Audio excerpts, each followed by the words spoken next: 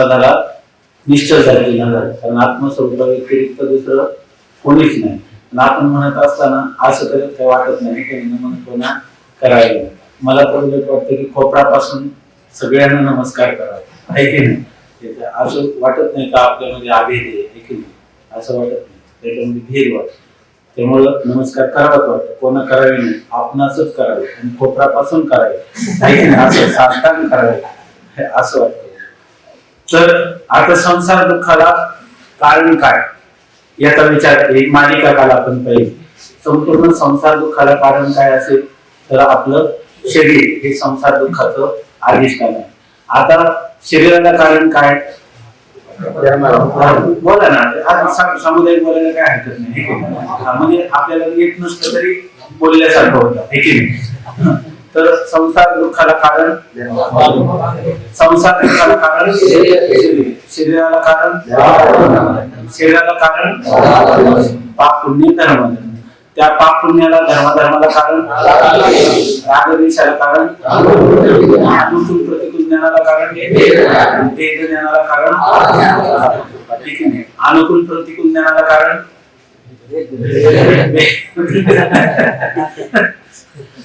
असं लक्षात घ्यायचं. आता पुढं हे तर आपल्याला सगळा विषय समजला. पुढं वर दाखवलेल्या परंपरेने संसारात जीव मात्र जी सर्व दुःखी प्रतीत होतात. थोडा थांबू का, विचार झाले उघडे करेल, पान वाजली म्हणून उघडले नाही ना. वर दाखवलेल्या परंपरेने संसारात जीव मात्र जी सर्व दुःखी प्रतीत होतात त्याचे मूळ कारण आत्मस्वरूपाच्या अज्ञान आहे असे सिद्ध होते. तेव्हा संसार म्हणजे जन्म मरणाला प्राप्त होणं आणि त्याच्यानंतर संसारामध्ये विविध प्रकारचे दुःख भोगणं, याचं मूळ कारण काय आहे याचा आपण शोध घेण्याचा प्रयत्न केला. आणि तो प्रयत्न असा झाला, त्या प्रयत्नात असा शोध लागला काय की संपूर्ण संसार दुःखाचं मूळ कारण असेल तर ते आहे आत्मस्वरूपाचं अज्ञान. या अज्ञानाच्या निवृत्तीवाचून सर्व दुःखांचा आत्यंतिक नाश कोणत्याही उपायाने होणे शक्यच नाही. मग त्याचं मूळ कारण जे, कारणाचा जर नाश झाला नाही तर कार्याचा नाश होणार नाही. कोणत्या कारणाचा? मूळ कारणाचा नाश झाला पाहिजे. मूळ कारण कोणते? आत्मस्वरूपाचा अज्ञान. तेव्हा जर खरी आपल्याला संसार दुःखाची लयरूप निवृत्ती अपेक्षित नसली, कोणती निवृत्ती अपेक्षित असली? आत्यंतिक निवृत्ती अपेक्षित असली तर अज्ञानाचा नाश करण्यावाचून दुसरा कोणताही पर्याय नाही. म्हणजे लयरूप निवृत्तीचा काय अर्थ नाही. आणि आत्यंतिक निवृत्ती तर करायची. आत्यंतिक निवृत्तीचं साधन काय आहे? दुःखाचं मूळ कारण कोण आहे? आत्मस्वरूपाचं अज्ञान. मग जर दुःखाची निवृत्ती करायची झाली तर कोणाची निवृत्ती करायची? अज्ञानाची निवृत्ती. येथा अविद्या निवृत्ती हे स्थळ, तेने मोक्षोपादान फळ, या ही साधन केवळ ज्ञान. आता आपलं काय चाललं? ज्ञानाने निवृत्ती होते हे नंतर येईल, पण निवृत्ती कशाची करायची हे तर आपल्याला कळलं पाहिजे. पहिल्यांदा संसार दुःखाला कारण आहे अज्ञान, किंवा अज्ञानाची निवृत्ती करायची. मग जे ज्याच्या अज्ञानाने वाचतं ते त्याच्या ज्ञानाने निवृत्ती होईल. मग काय करायला पाहिजे? जीव ब्रह्मैक्य ज्ञान. आता सांगतात अज्ञानाच्या निवृत्ती वाचून सर्व दुःखांचा आत्यंतिक नाश. एक एक शब्द महत्वाचा. कधी आपण एकटं जेव्हा चिंतन करतो तेव्हा इथे एक एक पद कसं आहे, दुःखाचा नाशच होणार नाही का अज्ञानाची? आपल्याला दुःख होतात तर दुःखाचा नाश होत नाही का? आपला होतो. सर्व दुःखाचा नाश होतो का काही दुःखाचा नाश होतो? आत्यंतिक निवृत्ती होते का लयरूप निवृत्ती होते? सर्व दुःखाच्या नाशाचे कारण हे मूळ आत्मस्वरूपाचं अज्ञान. आणि अज्ञानाचा नाश करण्यावाचून दुसऱ्या कोणत्याही उपायाने संसार दुःखाची निवृत्ती होणार नाही. म्हणजे आता आपण हात धुवून कोणाच्या पाठीमागे लागू? अज्ञानाच्या पाठीमागे लागू. त्या आत्मस्वरूपाचा नाश यथार्थ आत्मज्ञानानेच होईल. आता त्या आत्मस्वरूपाचा अज्ञान, अज्ञानाचे जे विरोधी असेल त्यांनी त्याचा नाश होईल ना. अज्ञानाचे विरोधी काय आहे? ज्ञान, आहे की नाही? मग जर आत्मस्वरूपाचा अज्ञान असेल तर आपल्याला घटाचं ज्ञान करून घेतलं पाहिजे की नाही? घटाचं ज्ञान झाल्यावर आत्मस्वरूपाचं अज्ञान जाईल की नाही? नाही. घटाचं अज्ञान असेल तर घटाचं अज्ञान कशाने जाईल? घटाच्या ज्ञानाने. आणि आत्मस्वरूपाचं अज्ञान असेल तर ते कशाने जाईल? आत्मस्वरूपाच्या ज्ञानाने. कारण का व्यवहारात असा नियमच आहे की ज्याच्या अज्ञानाने जे भासते ते त्याच्या ज्ञानाने निवृत्त होते. अनर्थ कशामुळे प्राप्त झाला? आत्मस्वरूपाच्या अज्ञानामुळे. आत्मस्वरूपाच्या अज्ञानामुळे आपल्याला प्राप्त झालेला जो संसार किंवा संसार दुःख त्याची निवृत्ती करण्याचं साधन काय? आत्मस्वरूपाचं ज्ञान. कशामुळे जगत भासलं? आत्मस्वरूपाच्या अज्ञानामुळे. आगा पै पंडू कुमारा एका स्वरूपाच्या घरात करी तसे आडवारा विश्वाभासू. आपण आपल्या स्वरूपात जायला लागलो की हा जगत प्रपंच त्याला काय येतो? आड येतो. आणि त्या जगत प्रपंचाचा तो नाश करायचा. मग त्याचं कारण, जगताचं मूळ कारण कोण आहे? तर मूळ कारण आहे अज्ञान. कोणाचं अज्ञान? आत्मस्वरूपाचं अज्ञान. मग आत्मस्वरूपाचा अज्ञानाचा नाश करायचा तर आपल्याला जेव्हा विरोधी शब्द लिहा असं म्हणतात त्यावेळेला अज्ञानाच्या विरुद्ध कोणता शब्द लिहितो आपण? ज्ञान. आहे की नाही? प्रकाशाच्या विरुद्ध कोणता शब्द लिहितो?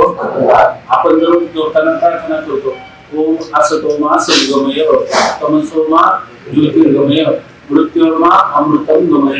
हे परमात्मन असत्याकडून मला सत्याकडे नाही. कारण असत्याच्या विरोधी शब्द कोण आहे? सत्य. असत्याची निवृत्ती करायची झाली तर काय लागेल? सत्याने त्याची निवृत्ती होईल. तसं तमसोमा ज्योतिर्गमय. तमस म्हणजे अंधकार. अंधकाराच्या निवृत्तीसाठी प्रकाशाने त्याची निवृत्ती होईल. आणि मृत्यूर्मा अमृतम गमय. मृत्यूचं पासून जर आपल्याला दूर जायचं असेल तर अमृतत्वाची प्राप्ती पाहिजे. अमरत्वाने मर्त्यत्व काय होईल? दूर होईल. तसं जे ज्याच्या अज्ञानाने भासतं ते त्याच्या ज्ञानाने निवृत्त होतं. ज्याप्रमाणे त्यासाठी उदाहरण सांगतात, ज्याप्रमाणे दोरीच्या अज्ञानामुळे भासलेला सर्प त्या दोरीच्या ज्ञानाने निवृत्त होतो, अन्य कोणत्याही उपायाने निवृत्त होत नाही. आता दोरीवर भासलेला जो सर्प आहे तो कशामुळे भासला? ही दोरी अशी न कळल्यामुळे, म्हणजे दोरीच्या अज्ञानामुळे. मग त्या दोरीच्या अज्ञानामुळे भासलेला सर्प जो आहे त्या सर्पाची निवृत्ती करायची म्हटलं तर मंत्रावाचा दुसरा कोणता उपाय आहे का? मंत्रावाचा दुसरा कोणताच उपाय नाही. दुसरा उपाय करायचा झाला तर भाला बर्ची वगैरे हे पाहिजे. आहे की नाही? याने जसं आपण त्याची निवृत्ती करतो, बरोबर ना? की याचा काही उपयोग नाही, याचा काहीच उपयोग नाही. किती तुम्ही मांत्रिक असले दोरीवर भासलेल्या सापाचा नाश नाही, पण मोठा काठी वगैरे घेऊन दिले तर त्या सर्पाचा नाश होईल का? नाही. कारण तो भासलेला मूळ कारण काय आहे? रज्जूच्या अज्ञानामुळे तो भासलेला सर्प आहे. त्याची निवृत्ती करण्याचं साधन काय आहे? रज्जूचं यथार्थ ज्ञान. जसा पदार्थ आहे तसा. आणि रज्जूच्या अज्ञानामुळे भासलेला सर्प हा रज्जूच्या यथार्थ ज्ञानानेच निवृत्त होतं. म्हणून व्यवहारात आमचा नियमच आहे, जे ज्याच्या अज्ञानाने भासलं ते त्याच्या ज्ञानाने निवृत्त होतं. त्याचप्रमाणे आत्मस्वरूप अज्ञानाने आत्म्याच्या ठिकाणी भासणारी सर्व दुःखे यथार्थ आत्मस्वरूप ज्ञानाने मूल अज्ञान निवृत्तीद्वारा निवृत्त होतील आणि दुःख संबंध रहित नित्यानंद स्वरूप जे ब्रह्म त्याची प्राप्ती होईल. आपल्याला हे दुःख आहे ना, खरं असं आहे की सुख हे आत्म्याचं स्वरूप आहे आणि दुःख आत्म्याच्या ठिकाणी कल्पित आहे. दुःख आत्म्याच्या ठिकाणी नाही, पण आपल्याला आत्म्याच्या ठिकाणी कुठं वाटतं? जिथं दुःखाचा अत्यंत अभाव आहे, त्रैकालिक अत्यंत अभाव आहे, त्याच ठिकाणी काय भासलं आपल्याला दुःख. दुःख कुठं नाही? आत्म्यात नाही. आणि भासतंय कुठं? आत्म्यात. जिथं नाही तिथं भासतो. तो पदार्थ कसा असतो? रज्जूमध्ये सर्प आहे का? आणि रज्जू अजून सर्प भासतो का? म्हणून रज्जूमध्ये जे त्याला म्हणतात स्वभाव अधिकरणे भासमानत्व मिथ्यात्व. ज्या अधिकरणामध्ये ज्या पदार्थाला, अधिकरण म्हणजे ज्या स्थानी आहे की नाही, त्याच्या ज्या आधारावर आपलं ज्या अधिकरणामध्ये ज्या पदार्थाचा त्रैकालिक अत्यंत अभाव असतो त्या अधिकरणामध्ये त्याच पदार्थाची प्रतीती होणं.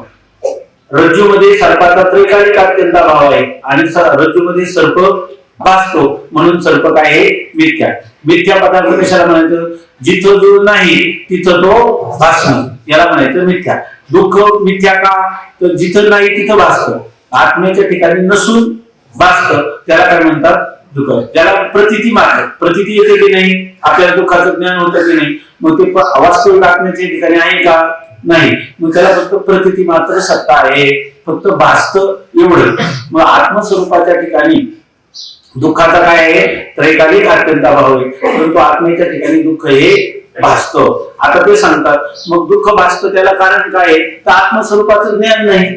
मग आता त्या दुःखाच्या निवृत्तीचा उपाय काय आहे? आत्मस्वरूपाचं यथार्थ ज्ञान. मग ते ज्ञान यथार्थ झालं तर ते काय करेल? अज्ञानाला निवृत्त करेल. आणि अज्ञान हे सर्व संसार दुःखाचं मूळ कारण आहे. अज्ञान निवृत्ती झाली की सर्व संसार दुःखाची निवृत्ती होईल. पण अज्ञानाच्या निवृत्तीचं साधन काय आहे? की आत्मस्वरूपाचं यथार्थ. यथा म्हणजे जसं, अर्थ म्हणजे विषय, जसा पदार्थ आहे तसं त्याचं ज्ञान, याला म्हणतात यथार्थ. रज्जूचं रज्जू रूपाने ज्ञान, सुक्तीचं सुक्ती रूपाने ज्ञान, याला काय म्हणायचं? यथार्थ ज्ञान. अधिष्ठानाच्या यथार्थ ज्ञानाने आद्यस्थ पदार्थाची निवृत्ती होते. ठीक आहे ना? त्याचप्रमाणे आत्मस्वरूप अज्ञानाने आत्म्याच्या ठिकाणी भासणारी सर्व दुःखे यथार्थ आत्मस्वरूप ज्ञानाने मूल अज्ञानाद्वारा निवृत्त होते. आणि मूल अज्ञानाची निवृत्ती झाली, संसार दुःखाची निवृत्ती होईल. आणि मग खाली काय राहील? आणि दुःख संबंध रहित नित्यानंद स्वरूप जे ब्रह्म, त्याची प्राप्ती होईल. मग खाली जे राहील दुःख म्हणजे संसाराला कारण काय? अज्ञान. अज्ञानाची संसाराची निवृत्ती झाली की खाली काय राहील? कशाची प्राप्ती होईल आपल्याला? केवळ परमानंद रूप असणारं जे ब्रह्म, ज्या ठिकाणी दुःखाचा येतकिंचित देखील संबंध नाही, दुःख संबंध रहित असणारं केवळ परमानंद रूप जे ब्रह्म, त्याची प्राप्ती होईल. पण ती कशाने होईल? त्याला यथार्थ जाणल्याने. असं उपनिषदामध्ये म्हणतात, ब्रह्मविद ब्रह्म एव होती. ब्रह्म जाणणारा काय होतो? ब्रह्मरूपच होतो. ब्रह्म कसं आहे? सच्चिदानंद रूप. आणि याचं स्वरूप कोणतं होतं? सच्चिदानंद स्वरूप. मग ब्रह्माला जाणणारा काय होतो? ब्रह्मरूप होतो, सच्चिदानंद स्वरूप होतो. त्याला त्या ठिकाणी म्हणायचं का तो पूर्वीचाच असतो? पूर्वीचाच असतो का भ्रम जातो? पूर्वीचाच असतो का भ्रम जातो? का दोन्ही? पूर्वीचाच असतो आणि भ्रम जातो, आहे की नाही? मग पण या ठिकाणी अगोदर त्याला मी सुखी दुःखी वाटत होतो म्हणून दुःख निवृत्त झालं, ते नित्य निवृत्तच होतं अगोदर. मग माझ्या ठिकाणी का वाटत होतं? भ्रमामुळे वाटत होतं. म्हणजे ब्रह्मांना ती सगळी संगती लागते. भ्रम आहे तेव्हा मी सुखी दुःखी वाटतो, आणि भ्रम नाही तेव्हा मी सच्चिदानंद ब्रह्म वाटतो, आहे की नाही? आत्मा ब्रह्मरूप आहे असा वेदांताचा सिद्धांत आहे.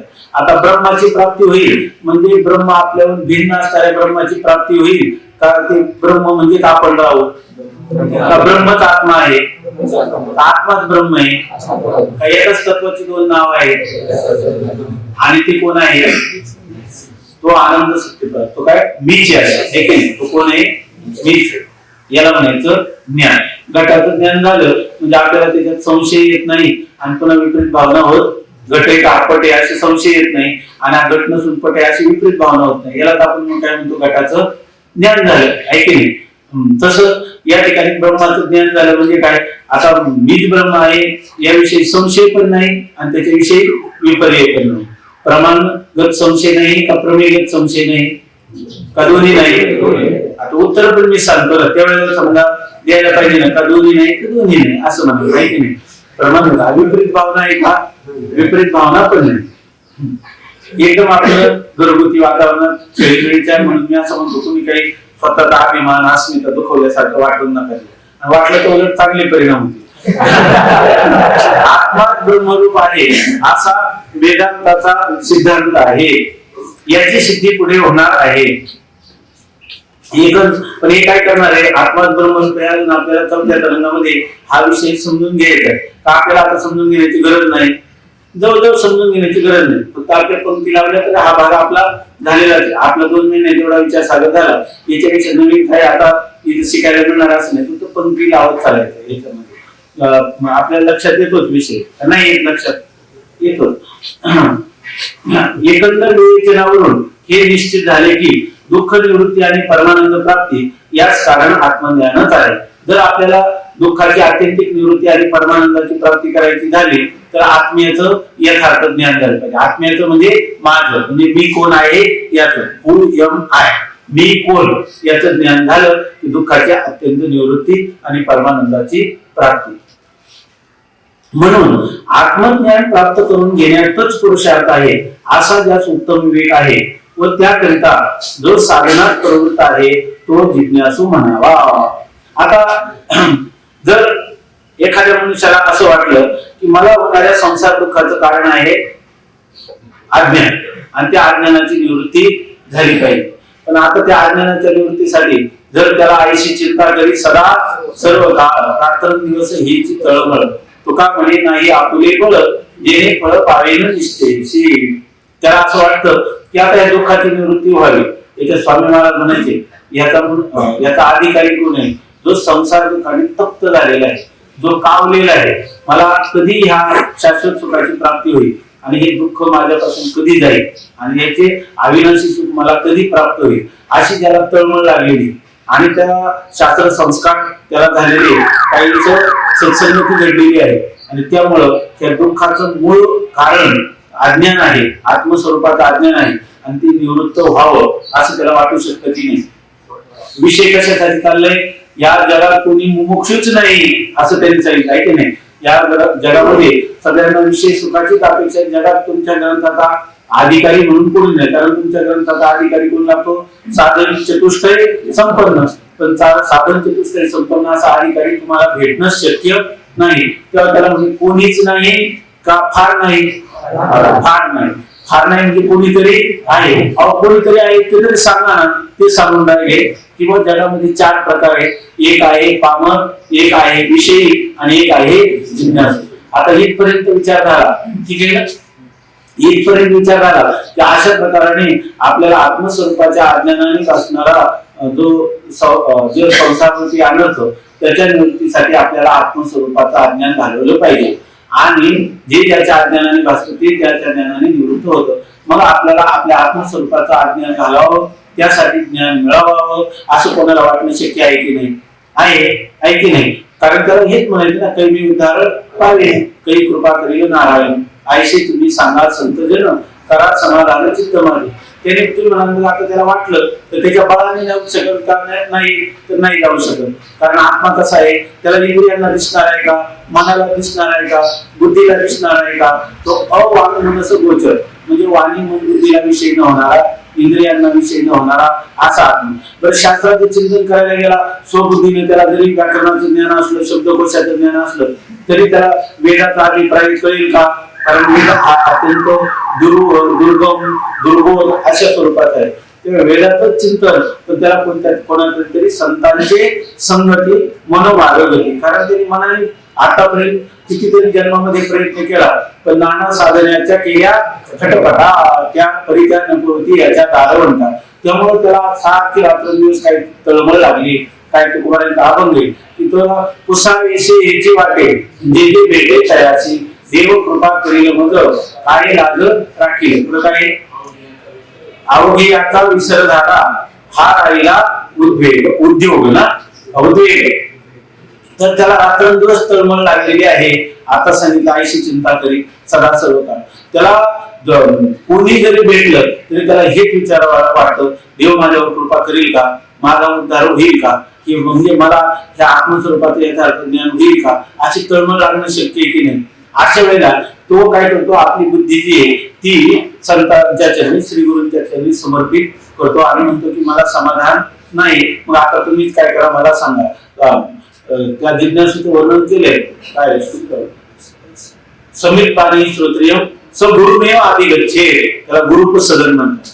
त्याला म्हणतात की स गुरुम एव अधिगच्छे. तो गुरूंच्या कडे त्याने जावं. आणि कसा? समित पाणी ही श्रोत्रियम ब्रह्मनिष्ठम. त्याने जावं म्हणजे कसं जावं? तर ते म्हणतात हातामध्ये समिधा घेऊन जावं. समिधा घेऊन जावं म्हणजे त्यांच्या यज्ञाधिकारासाठी म्हणजे मी तुम्हाला समिधा आणलेली आहे. खरा त्या समिधा शब्दाचा अर्थ करतात चिंतनामध्ये की समिधा घेऊन जातो म्हणजे माझ्या हातामध्ये ही जी शुष्क काष्ट आहे ही त्याप्रमाणे माझं हे जे शरीर आहे हे शरीरच मी तुम्हाला हे काष्ट रूपाने समर्पण करीत आहे. फक्त आता माझा उद्धार करा. तुकाराम महाराज म्हणतात ना प्राणाचं दान करण्याच्या मोबदल्यात भगवान मिळतो. काही परिश्रमासाठी जीवासाठी जीव जर आपला समर्पण केला तर त्यांची आपल्याला कृपा संपादन होते. त्याप्रमाणे माझं हे असणारे काया, माझा असणारी वाणी, माझा असणार मन बुद्धी जे काही माझ्याजवळ सामग्री ती मी आता तुमच्या चरणी समर्पित केलेली आहे. फक्त माझा या संसार सागरातून उद्धार करा. जसा विचार सागर नावाचा ग्रंथ आहे. हा ग्रंथ चिंतन करत असताना गोरखपूरचं विवेक चुडामणी नावाचा ग्रंथ मिळतो. आता संस्कृतचा आपल्याला साधारणपणे ज्ञान आहे आणि ग्रंथाची फार सोपी रचना आहे. हा विवेक विचार सागर आणि त्याचं नाव आहे विवेक चुडामणी. विचाराचा मुकुट म्हणे, आणि फार थोडे 500 श्लोक साधारणतः आहे त्याच्यामध्ये. तर त्या श्लोकाचं आपण चिंतन करू शकता. त्याच्यामध्ये हे पहिला आणि तो दुसरा तरंग आहे तो फार चांगल्या रीतीने थोडक्यात आलेला आहे मार्मिक रीतीने. तर त्याचं चिंतन करू शकता घरी सुद्धा. आपल्याला घरी पण तो ग्रंथ लागेल याच्यामध्ये. तर अशा प्रकारचा एखादा कोणी पुरुष असू शकतो की नाही. तर त्यावेळेला जर तुम्ही त्या गुरूंच्याकडे गेले तर गुरु काय म्हणणार तुम्हाला, उद्धार करायचा. उद्धार असा रस्त्यावर पडला नाही, साधन चतुष्ट हे संपन्न होणे. तर त्यावेळेला तो आपली काही मोबदला द्यायला तयार होईल की नाही. तो साधन तुला श्रम दम तितिक्षा उपकरण श्रद्धा समाधान विवेक वैराग्य आणि मुमुक्षुत्व तर आहे ऐक ना, यांनी संपन्न हो तर तुला सांगेल. अशा वेळेला तो काय म्हणेल की मी साधन चतुष्ट हे संपन्न होतो, किंवा तसाच असतो, झालेलाच असतो. त्याच्या अनंत जन्माच्या निष्काम कर्माच्या आणि निष्काम उपासनेच्या पुण्यानेच त्याला ही शुभेच्छा निर्माण झालेली असते स्वउद्धाराची. त्यामुळे असा पुरुष असा कोणीतरी जगात निघेल की नाही की जो गुरूंना सर्व समर्पण करेल, असा असू शकतो आहे की नाही. याच्यामध्ये गोंदवलेकर महाराजांचं माहित असेल, गोंदवलेकर महाराजांच्या गुरूंनी जेव्हा गोंदवलेकर महाराज गेले तर बराचसा इतिहास आहे, तुम्ही वाचा चरित्र, थोडक्यात सांगतो. ते गुरुजींकडे त्यांना कोणी पाठवलं, रामकृष्ण परमहंसाने. तुझा गुरु इकडे महाराष्ट्रातच आहे म्हणून त्यांना जिथं ते आले नंतर त्यांनी आल्याबरोबर तुझी वाट पाहत होते असं त्यांना सांगितलं. त्याप्रमाणे त्यांनी त्यांचं गुरुत्व अंगीकृत केलं आणि नंतर त्यांच्या आज्ञेप्रमाणे राहायचं ठरवलं ऐकलं. तर अशा वेळेला त्या एक दिवस गुरुजींनी सांगितलं तुकाई महाराज का, तुकाई महाराज त्यांनी संध्याकाळचं दररोज वाळवंटात जायचे. तर त्यांना तिथे वाळवंटात गेले आणि त्यांना सांगितलं की तुम्ही सर्वजण तू या ठिकाणी आता बस, या ठिकाणी ध्यान जप करत बस. त्याप्रमाणे बसले. थोड्या वेळाने गावातली लहान मुलं तिथं काही विटी दांडू वगैरे तिथे खेळायला आले आणि खेळत असताना त्यांनी मोठा मोठा आवाज चालवला. तर ते गुरुजींनी सांगितलं की माझ्या ध्यानामध्ये व्यत्यय येतो, तर ही जी मुलं आहेत ना तिथे ज्या वाळूमध्ये खड्डा आणि त्याच्यामध्ये ही सर्व मुलं करून टाकली. तर त्याप्रमाणे त्यांनी केलं आणि ती सर्व मुलं पुरवून टाकली आणि सांगितलं त्याच्यावर तुम्ही ध्यान करत बसा. म्हणजे ही काही फार स्वातंत्र्यपूर्व काळातली घटना आहे, पण सिद्ध पुरुषाची घटना आहे. तर ते म्हटले की इथं बसा आणि ध्यान करीत बस. त्याप्रमाणे ते श्रीराम जय राम जय जय राम अशा प्रकारचं जप करत बसले आणि गुरुजी चिंतन करीत बसले. थोड्या वेळाने मुलं जेव्हा अंधार पडला आली नाही खेळणारी मुलं, तेव्हा ते चौकशी करायला आले आणि त्यांनी विचारले की गुरुजी या ठिकाणी काही लोक लहान मुलं खेळत असताना आली का. तर त्यांनी सांगितलं हो मुलं आली होती. मग पुन्हा कुठेकडे गेली म्हणजे काय सांगायचं तुम्हाला, हा नवीन मनुष्य आला इथं. मी त्याला म्हटलं की मग मी फकीर संन्यासी माझ्याजवळ कशाला तो राहतो, तर तो काही केल्या जात नाही, मुद्दाम मनुष्य आहे म्हणे. पण त्याने आज एवढे काही कमाल केली की त्यांनी तर खड्डा खाल्ला, ती मुलं सगळीच्या सगळी त्याच्यामध्ये पुरवून टाकली आणि पुन्हा त्याच्यावर बसला म्हणे ध्यान करू. आता तुम्ही विचार करा श्वास करून मुलगा एक तरी राहील का. त्यामुळे त्या लोकांनी काही लोक खड्डा खांडतात, काहीने त्यांना इतकं मारलं, इतकं बेदम मारलं की ह्याच्यामध्ये त्यांचं सगळं अंगाची सारखे निघाले आणि सांगितलं कोणी गुरुनी. आणि त्यानंतर ती मुलं जेव्हा बाजूला केली ती मुलं तर रामा माझा डाव राहिला, चिमा माझा डाव राहिला असं म्हणत उठली आणि पुन्हा घराच्या दिशेने पळून गेली. सगळं जिवंत उठलं आणि इतकं त्यांना मार बसला. त्याच्यानंतर मग त्यांचा गुरुनी काय केला, स्वीकार केला. परीक्षा झाली, गुरुंची परीक्षा झाली, ती तरंगात येणार आहे. त्यावेळेला म्हणून त्याला ह्या गोंदवलेकर महाराजांचा आज एवढा मोठा अधिकार आहे त्याच्यामध्ये की त्या रामदेव का तुम्ही आता जाऊन त्याच्यामध्ये एक असं डोळ्यातून इथं थेंब आलेला गळी आलेली. तर ज्यावेळेला गोंदवलेकर महाराजांना गावच्या सगळ्या लोकांनी आक्षेप घेतला आणि काहीतरी करून यांना गावाच्या बाहेर पाठवलं, यांना हाकलून दिले. तेव्हा त्यांना जेव्हा गाव सोडायला सांगितलं तेव्हा ते विशी जवळून परत माघारी आले गोंदावलेला. मी एकदा रामरायाकडे मी पाहतो, एकदा मुखात अवलोकन करतो, एक वेळा मला दर्शन घ्यायची इच्छा आहे, मी मरेपर्यंत परत कधीच येणार. दर्शन घेतलं आणि परत निघाले. परत माघारी पाहिलं तर देवाच्या डोळ्यात पाणी आलं. ते परत गेले नाही गोंदवलेकर महाराज गाव सोडायला. म्हणजे सर्व गाव जरी विरोधी झाला तर माझ्या रामरायाला दुःख होतं, मी इथंच राहणार. म्हणजे एका मूर्तीतून नेत्रातून काढण्याचं सामर्थ्य गुरुकृपेचं वैभव होतं. तर त्याच्यासाठी निष्ठा किती होती, गुरुनिष्ठा किती होती, परीक्षेत किती कडक उतरले, तेव्हा ही विद्या फलीभूत होत असते, एरवी फलीभूत होत नाही. मग असा जो पुरुष आहे हा काय आपल्या आत्मस्वरूपाचं ज्ञान करून देणारा भेटला तर त्याच्या मोबदल्यात काय देणार नाही, काही पण दे. तो म्हणेल का नाही गुरुजी मला इंद्रिय निग्रह सांगू नका, मनोनिग्रह सांगू नका, तुम्ही काही सांगा पण मला सर्त करून घ्या, असंच तो म्हणेल का दुसरं काय म्हणेल?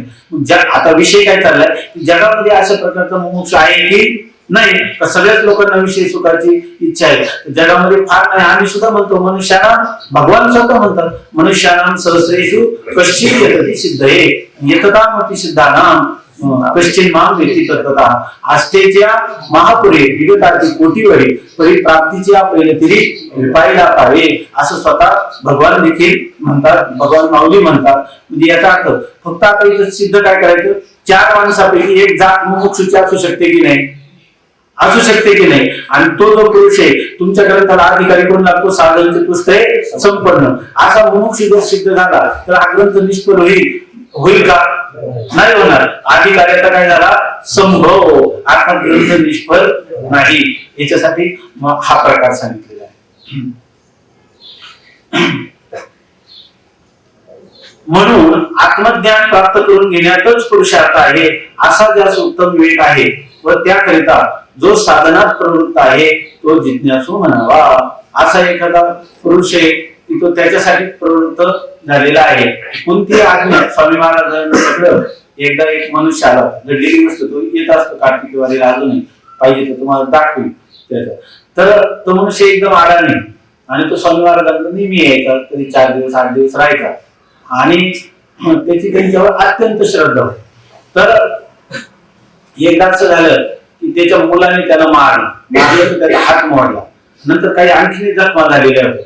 अशा वेळेला त्याच्या मुलाने, आणि हा मनुष्य स्वतः आई वडिलांचा अत्यंत सेवक होता, मातृपितृ भक्ती करणारा होता स्वतः, परंतु त्याच्या मुलाने त्यांना खूपच मारलं आणि मुलगा व्यसनी पण होता. तर अशा वेळेला त्याच अवस्थेत तो इथं आला. इथं आल्यानंतर तो स्वामी महाराजांच्या जवळ रडायला लागला. स्वामी महाराजांनी म्हटले तू काही नाही, तुला बरा होशील. इथं त्याचा हात वगैरे बांधून घेतला, त्याला काही मलमपट्टी वगैरे केली आणि इथं राम. तो महिनाभर राहिला, नंतर तो बरा झाला. बरा झाल्यानंतर तो अंतर्मुखच झाला, त्याला वैराग्य निर्माण झाले, संसाराविषयी त्याला प्रत्यक्ष अनुभूती आली. त्यामुळं तो महिनाभर दररोज माऊलींचं दर्शन करायचं, स्वामी महाराजांच्या बरोबर कधी फिरायला जायचा. तर एक दिवस संध्याकाळी तो दर्शनावर येत होता. आम्ही फिरायला गेलो होतो घाटाकडे आणि ते पूल आहे तिथं संस्थेच्या पुढचा, त्या पुलाजवळ परत येत असताना तो समोरून आला. त्यावेळेला रस्ते चांगले डांबरी नव्हते, तर त्याने आल्याबरोबर असा साष्टांग दंडवत घातला स्वामी महाराजांना. त्या साष्टांग दंडवत घातल्यावर स्वामी तो पुन्हा उभा राहिला. तर स्वामी महाराज त्याला म्हणले आज मी तुझ्यावर प्रसन्न आहे, तुला काय जे मागायचं ते माग म्हणे. तर तो म्हणे काहीच नाही, मला फक्त आता पुन्हा जन्म नको, एवढंच मला पाहिजे, दुसरं काहीच नाही. स्वामी महाराज म्हणे तुला जे पाहिजे ते माग. तो म्हणतो मला दुसरं काहीच नको, मला फक्त एवढा मृत्यू झाला तो का म्हणे एका मरणाची सरी, मला पुन्हा आईच्या गर्भवासात परत यावं लागणार नाही. त्या संसारातल्या दुःखाची मला पूर्णपणे उभं आलेलं आहे, तेव्हा मला फक्त एवढं तुम्ही सांगा. स्वामी महाराज म्हणे पण मी सांगेल ते साधन करशील का? त्यांनी सांगितलं निश्चित करेल, तुम्ही सांगितलेलं काही. स्वामी महाराजांनी अजून विचार कर, तुला ज्ञानेश्वर महाराजांची शपथ आहे. त्यांनी सांगितलं मी तुम्ही सांगाल ते करायला तयार आहे, परंतु मला परत जन्म नको. तर स्वामी महाराजांनी सांगितलं काय हरकत नाही, उद्या सकाळी 7 वाजता आपण माऊलीची पूजा करू, मी पण पूजेला येईल आणि नंतर जेवण करायचं मधुकरी आल्यावर आणि तू परत घरी जायचं आणि तुझ्या घरी राहायचं. तर तो लगेच म्हणायला लागला नाही घरी जाण्याचं नका मला सांगू. तर स्वामी महाराज म्हणजे असं नाही, तू मला सांगितलं मी तुला ज्ञानेश्वर महाराजांची शपथ घातली, तुझं कल्याण तिथंच होणार, तुला फक्त मोक्ष पाहिजे ना, आता तुला काय दुसरं काय. मुलाने जर मला मारलं तर स्वामी महाराज मारलं तरी तसंच करायचं, त्याला काहीच प्रतिकार करायचा नाही आणि तुझ्या आई वडिलांची सेवा करत राहायचं. जर त्यांनी मला घरातच राहू दिलं नाही तर काय करायचं? तर ते म्हणजे तू गावच्या मंदिरात राहायचं, मधुकरी करायची आणि तुला जर काही वेळ झाला तुला मधुकरी करायची नसेल, तो घरचा चांगला होता तर तुला लाज वाटत असेल तर तू कुठेही रोजगार हमीवर जा, पैसे मिळव आणि त्याच्यातून तुझा उदरनिर्वाह तिथं कर, पण संध्याकाळी मात्र आई वडिलांची सेवा करायला दररोज जायचं. तर त्यांनी सांगितलं की स्वामी तुम्ही थोडा विचार करून मला सांगा. स्वामी महाराजांनी विचार करूनच मी हे सांगितलेले, तुला घरी जाणं हा पर्याय नसलं तर तुला काय करायचं ते कर. तो दुसऱ्या दिवशी सकाळी पूजा करून स्वामी महाराजांची मधुकरी प्रसाद घेऊन तो पुन्हा गावी गेला. तो मनुष्य आधी गावी याच्यामध्ये तो मुलाने राहू दिलं नाही, तो मंदिरात राहिला. मंदिरात नांदेडचा मनुष्य मंदिरात राहिला, आई वडिलांची सेवा त्यांनी मरेपर्यंत केली. त्याचे आई वडील आता 2-3 वर्षापूर्वी गेले, आणि 2 वर्षापूर्वी स्वामी महाराज गेल्यानंतर त्यांचा मुलगा आला होता.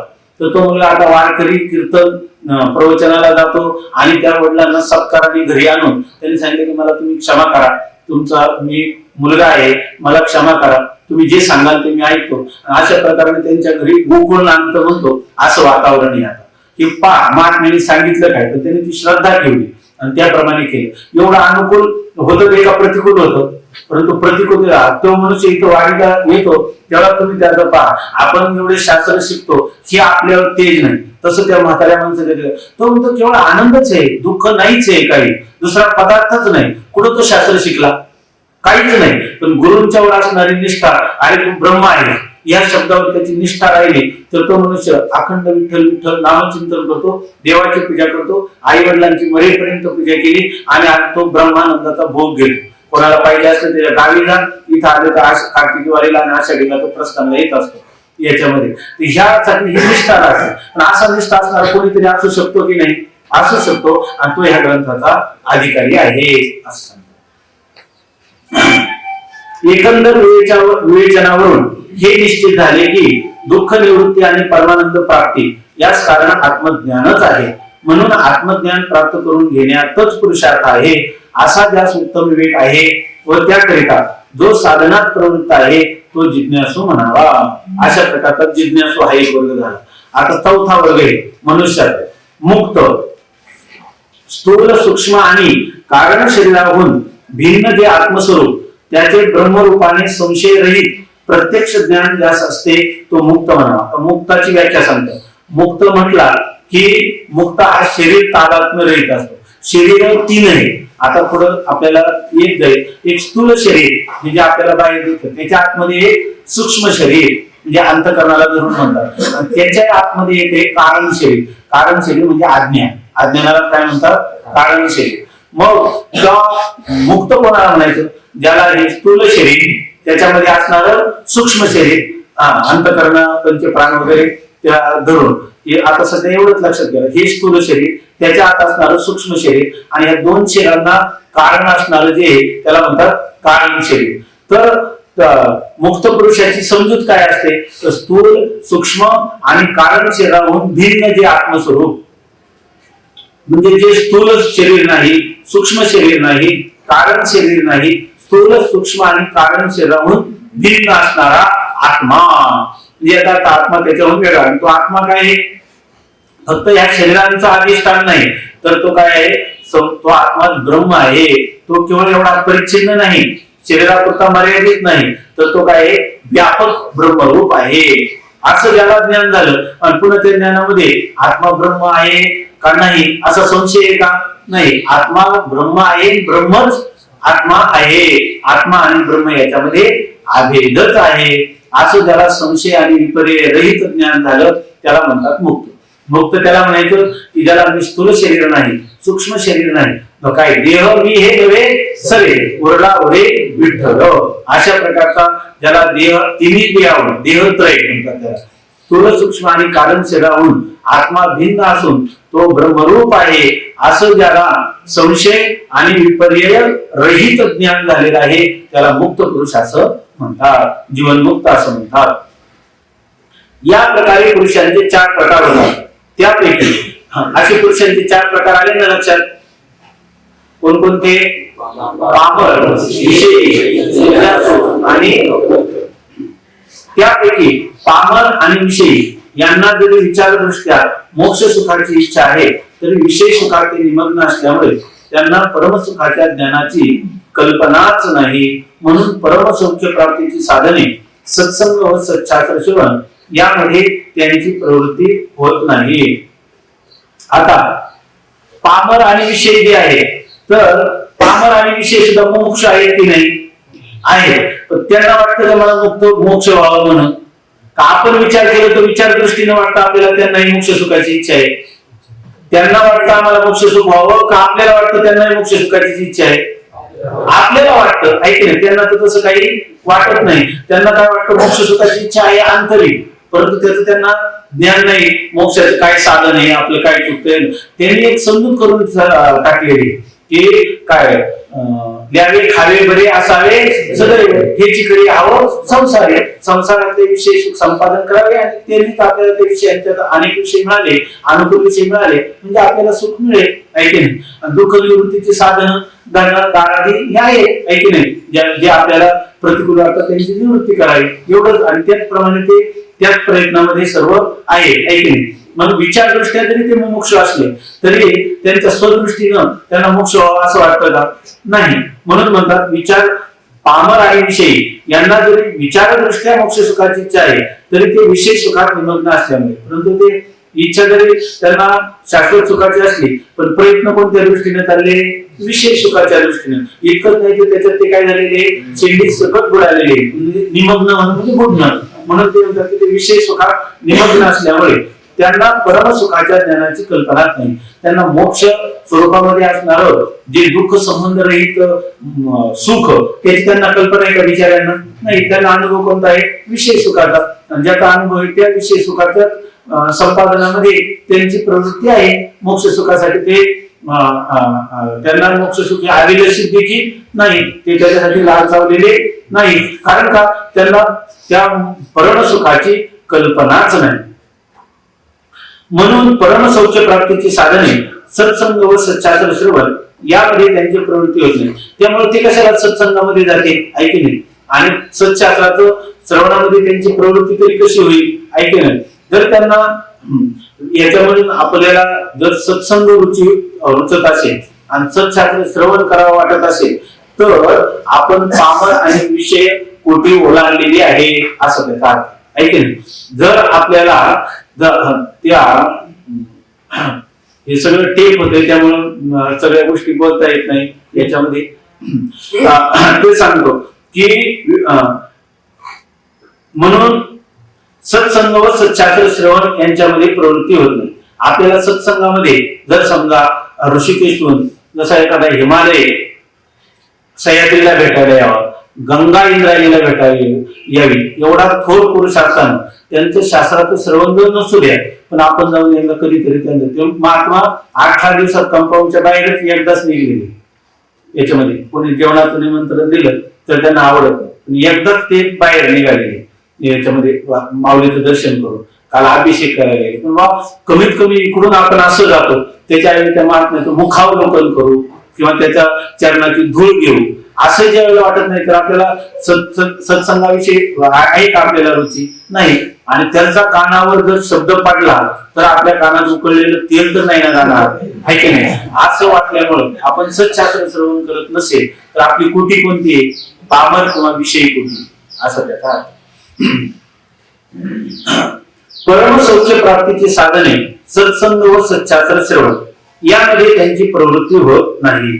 आता दुःख निवृत्ती करता येईल त्यांची शास्त्र श्रवणामध्ये प्रवृत्ती होत नाही. आता सत्संग त्यांना, कारण त्यांनी सर्व रवी असता जाता धरवेल बाह्य हेळा सागर धरवेल, काय चंद्रामृत सुखे शेवरेल परित्या साधूची भेटी न होईल रा ऐशे तैशी यांनी भेटती ते साधू, अशी त्यांची स्थिती असल्यामुळे त्यांना सत्संगातच जायला आवडत नाही. तर सत्शास्त्राचं श्रवण केलं पाहिजे आणि त्याच्यासाठी ते परिभाषा शिकली पाहिजे, संस्कृत शिकलं पाहिजे, दर्शन शिकली पाहिजे अशी त्यांना कधी वाटण्याची शक्यता नाही कोणाला विषयी किंवा पामर लोकांना. कारण ते दुःख निवृत्ती करता औषधादी अन्य उपाय करण्यामध्ये प्रवृत्त असतात. कारण दुःखाची निवृत्ती जर करायची म्हटलं तर औषधादी अन्य उपाय आहेत ना त्यांच्याजवळ, त्या उपायामध्ये ते प्रवृत्त झाले. सत्संग आणि सत्शास्त्र श्रवण करावं असं त्यांना वाटतच नाही. म्हणून पामर व विषयी हे या ग्रंथाचे अधिकारी नाही. हे आम्हाला मान्य आहे, पामर आणि विषयी या ग्रंथाचे अधिकारी नाही, ही गोष्ट सिद्धांताला देखील मान्य आहे. तसाच मुक्तही या ग्रंथाचा अधिकारी नाही. मुक्त या ग्रंथाचा अधिकारी आहे का? नाही. कारण त्याला काय मुक्तीचं या ग्रंथाने काय सांगितलं? मोक्षाचं साधन आहे, ऐकेल. पण त्याला मोक्ष प्राप्त झाला ते गावाला चालायचे कुठपर्यंत? गावाला पोहोचेल. गावाला पोहोचलेल्या माणसाला नाही तुम्ही चालतच राहा. आता काय त्याला चालेल? जे त्याचं इप्सित होतं, जे त्याला अभिष्ट होतं ते त्याचं प्राप्त झाल्यानंतर त्याला साधन साध्य प्राप्त होईपर्यंत साधन करायचं असतं. साधन प्राप्त झालं का कृतकृत्य झालं, इच्छा केली ते पावलं, काम नाही झालं पाहिजे काम आवला करू चेष्टा निश्चळ द्रष्टा बैसवली, ऐके नाही. तसाच मुक्त ही या ग्रंथाचा अधिकारी नाही. कदाचित मुक्त पुरुष कौतुकाने ग्रंथाच्या पठन पाठनामध्ये प्रवृत्त झाला तरी तो ज्ञानी असल्यामुळे कृतकृत्य आहे. आता ज्ञानी पुरुष झाला म्हणजे त्यांनी ग्रंथात अध्ययनच करायचं नाही असं नाही, परंतु त्याला गरज म्हणून नाही, ऐकू नाही, त्याला म्हणतात लीला. जसं एखाद्या माणसाला आता आजोबा नातवा बरोबर विटी दांडू खेळतात, नातवाला गरज आहे आणि आजोबाची काय हे लीला आहे, त्याला नातवाची करमणूक, ऐकू नाही. असं ज्ञानी पुरुष आहे. अजून एखाद्या ग्रंथातून पुन्हा तो म्हणायला लागला की नाही पण मला अजून एक मुक्त पुरुष आहे आणि तो म्हणतो माझ्या जीवनात आगमन सिद्धी राहिली तेवढे मला ग्रंथ शिकायचे, तो नियमित प्रवृत्त झाला, त्याचा पाठ बंद झाला तरी त्याला सोयीसुकर नाही, राग झाला चालू त्याचाही त्याला काय फार आनंद नाही. पण काय मग का तुम्ही तर म्हणले त्या आगमन सिद्धी ऐकायची नाही, ऐकत नाही. तो म्हणतो काय मिळाले सहज तर ठीक आहे, नाही आले तर त्याचंही काही नाही, कारण आगमन सिद्धी ऐकून जे मिळायचे ते मला अगोदरच मिळालेलं आहे, ऐकते नाही. म्हणून तो म्हणतो मग काही माणसं जे मुक्त पुरुष जरी एखाद्या साधनामध्ये प्रवृत्त होताना दिसला तर तो लोकांना लोककल्याणासाठी ईश्वरी इच्छेने किंवा स्वतः आता एकदा ज्ञान झालं आणि मग काय त्यांनी संसारात जायचं का पुन्हा, ऐकले ना. त्याच्यापेक्षा काय हेच आपलं उरले उपाधी कारणे ते तो इच्छिले दर्शने. उरलं तर पूर्वी माझ्या मनीची आवडी पंढरपुरात मी नगोडी, अहो पंढरपूरला वाडी केली म्हणून मला हे तत्वज्ञान प्राप्त झालं, मग माझ्या ठिकाणी काय पाहिजे कृतज्ञता. आता मी जाऊन काही शेती करू का, नोकरी करू का, दुसरा व्यवसाय करू का, त्यापेक्षा आता हेच माझं जीवन राहिलं तर मला जीवनमुक्तीचं विलक्षण सुख मिळेल त्याच्यासाठी. पण सत्यत्व बुद्धी एक आता त्याची नाही, म्हणजे मुक्त या ग्रंथाचा अधिकारी आहे का नाही. आणि जर तो प्रवृत्त झाला तर तुम्ही त्याला अज्ञानी म्हणणार का नाही, तो काय झाला लिहिलेले, ऐकू नाही. अशा प्रकारे कदाचित मुक्त पुरुष कौतुकाने ग्रंथाच्या पठन पाठनामध्ये प्रवृत्त झाला तरी तो ज्ञानी असल्यामुळे कृतकृत्य आहे. त्यास किंचितही कर्तव्य राहत नाही व शास्त्र त्यास कोणत्याही कर्तव्याचे विधान करीत नाही. शास्त्र जोपर्यंत त्याच्या ठिकाणी जीवपणा आहे त्याच्या ठिकाणी देह मोठे वर्णाश्रम वयोवस्था अभिमान यश विद्यते. मी अमुक वर्णाचा आहे, मी अमुक वयाचा आहे, मी पुरुष आहे, माझी अशी अवस्था आहे, मी ब्राह्मण आहे, असं जोपर्यंत वाटतो देहाभिमान जोपर्यंत आहे तोपर्यंत तस्यैव निषेधाश्च विधया सकला. त्या पुरुषाला हे शास्त्र विधी किंवा निषेध सांगतं, तुम्ही अमुक करा आणि अमुक करू नका. कारण तुम्ही काय म्हणता मी ब्राह्मण, पण तुम्ही जर म्हणायला लागले न ब्राह्मण न क्षत्रिय न वैश्य न शूद्र चिदानंद रूप शिवोहम शिवोहम, मी सच्चिदानंद रूप ब्रह्म आहे. शास्त्र ब्रह्माला सांगेल का हे करून ते करू नको, सांगणार नाही. पण तुम्ही म्हणले ना अवा मी ब्राह्मण, मग ब्राह्मणाचं काय कर्तव्य आहे, काय ते गीतेतला ब्राह्मणाचं सांगणारा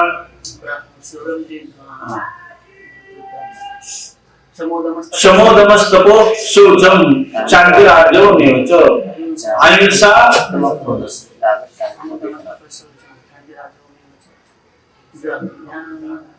ज्ञान विज्ञानमास्तिक्यम ब्रह्म कर्म स्वभावजम. तुम्ही म्हणले की क्षत्रिय कधी लगेच सांगणार शौर्यम तेजो धृतिर्दाक्षम विद्येचाप्य पलायनम दानम ईश्वर भावश्च क्षात्रम कर्म स्वभावजम. शास्त्र तुम्हाला विधी सांगेल की नाही सांगणार. तुम्ही जर म्हटले की मी अमक्याचा मुलगा तर शास्त्र तुम्हाला सांगणार मातृदेव भव पितृदेव भव. पण तुम्ही जर म्हटले चिदानंद रूप शिवोहम शिवोहम असं म्हटले तर तुम्हाला शास्त्र काही सांगणार नाही. त्यास यत्किंचितही कर्तव्य राहत नाही व शास्त्र त्यास कोणत्याही कर्तव्याचे विधान करीत नाही, म्हणून तोही या ग्रंथाचा अधिकारी नाही. अर्थात मुक्त पुरुष देखील ग्रंथाचा अधिकारी नाही. मग राहतापैकी राहिला जिज्ञासू परिशेष न्याय म्हणतात, म्हणजे पामर अधिकारी नाही, विषयी अधिकारी नाही आणि मुक्त अधिकारी नाही. मग कोणीच अधिकारी नाही का राहिलेला एक अधिकारी आहे, राहिलेला एक अधिकारी आहे आणि तो म्हणजे जिज्ञासू. म्हणून तो राहतापैकी राहिला जिज्ञासू त्याच विषयाच्या ठिकाणी तुच्छ बुद्धी असून परमसुखाची आणि अत्यंत दुःख निवृत्तीची तीव्र इच्छा आहे. आता जो जिज्ञासू आहे त्याला विषय सुख तर त्याला काय होतं ऐहिकीचे का पारत्रिके भोग पायिक झाले या इच्छेचे परिभोगावे हे विचे मनामानी.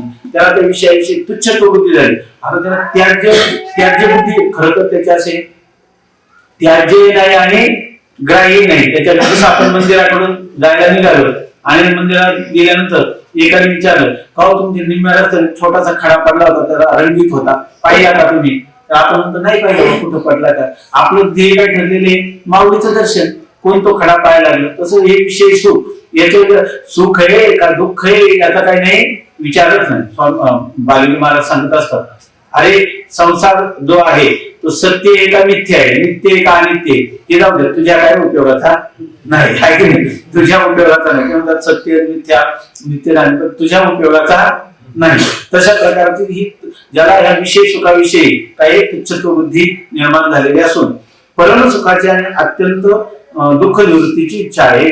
त्याला फक्त पाहिजे परमानंदाची प्राप्ती, दुःखाची अत्यंतिक निवृत्ती. आणि ते कशाने प्राप्त होईल? ती ज्ञाना वाचून प्राप्त होणे शक्य नाही. ज्ञाना वाचून ती होईल का प्राप्त? नाही. हे त्याला कळलं कुठं? सत्संगतीने त्यास उत्तम विवेक झालेला आहे. संतांची संगती मनोमार्गवती, अकरावा श्रीपती येणे पंथे. आणि असं झालं तर साधुबोध झाला, नरोनिया केला, ठाई चमुराला अनुभव ची स्थिती त्याला प्राप्त होईल. असा सत्संगतीने ज्यास उत्तम विवेक झालेला आहे आणि त्याची ज्ञान प्राप्ती करता ग्रंथामध्ये प्रवृत्ती होणे शक्य आहे. असा पुरुष या ग्रंथामध्ये प्रवृत्त होईल की नाही? होईल. म्हणून फक्त जिज्ञासूच या ग्रंथाचा अधिकारी आहे. मग ठरलं काय? जिज्ञासू या ग्रंथाचा अधिकारी आहे. मग यांनी पहिलं जे शस्त्र या सिद्धांताच्या विरुद्ध काय सांगितलं होतं? अधिकार्याचा असंभव. आणि काय झालं? सिद्धांतांनी काय सिद्ध केलं? अधिकार्याची सिद्धी केली. अधिकारी संभवनीय आहे. या प्रकारे अधिकार्याची सिद्धी आहे म्हणून ग्रंथारंभ सफल आहे. आमचा ग्रंथ सफल आहे का निष्फल आहे? मग सफल आहे. आता जीव ब्रह्मैक्य हा जो या ग्रंथाचा विषय म्हणून पहिल्या तरंगात सांगितला आहे, त्याविषयी पूर्व पक्षाचे म्हणणे प्रथम सांगून नंतर सिद्धांत पक्ष सांगून. याला काय करायचे? तो कालच सांगितलं की भावाची तक्रार बरोबर आहे, पंच सांगता तो निर्णय मान्य आहे की नाही, परंतु खुंटा हा आहे की नाही. तसं जरी अधिकाऱ्याची सिद्धी झाली तरी आम्हाला ग्रंथ काय झाला पाहिजे? असफल. आता एका बाजूने मान्य केलं तर अजून काहीतरी कोर्टात आपल्याला दुसऱ्या कोर्टात जाता येईल का? जरी खालच्या कोर्टाने निर्णय दिला तरी काही जिल्हा सत्र न्यायाधीश काय त्यांच्याकडे जाता येईल का? म्हणून तो तुम्ही चार प्रकार सांगितले अनुबंधामध्ये. एकच आतापर्यंत अधिकाऱ्याची सिद्धी केली पण विषयाची सिद्धी नाही झाली तर काय करा? म्हणून तो म्हणतो या ग्रंथाचा जो विषय आहे तो विषय काय आहे? असिद्ध आहे. जीव आणि ब्रह्माची एकता हा ग्रंथाचा विषय ना. जीव ब्रह्माची एकताच कधी होत नाही. मग असा जो आश्चर्य कोटीतला विषय आणि तो तुम्ही काय केलेला आहे? प्रतिपादन. का कोण त्याच्याकडे प्रवृत्त होणार? विषयाची जर सिद्धी नाही तर कोण या ग्रंथामध्ये प्रवृत्त होणार? ग्रंथ काय ठरेल? निष्फळ. उद्या कुंडली